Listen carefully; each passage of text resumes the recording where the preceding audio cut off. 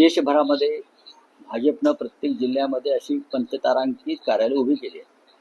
550पेक्षा जास्त. म्हणजे मुंबईतलं दिल्लीतलं कार्यालय जर आपण त्यांचं पाहाल तर प्रेसिडेंट ट्रम्पचं व्हाईट हाऊस मागे पडतं.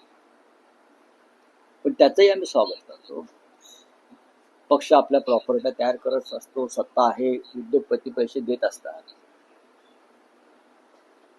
प्रश्न इतकाच आहे, मरीन लाईन्सला अद्याप मराठी भाषा भवन होऊ शकलं नाही. त्याच ठिकाणी मराठी भाषा भवन अडकून पडलंय. भूमिपूजन होऊन सुद्धा त्याकडे कोणाचं लक्ष नाही. पण आज गृहमंत्री एक पंचतारांकित भव्य असं कार्यालय त्याचं भूमिपूजन करण्यासाठी येतात. त्यांचं स्वागत आहे.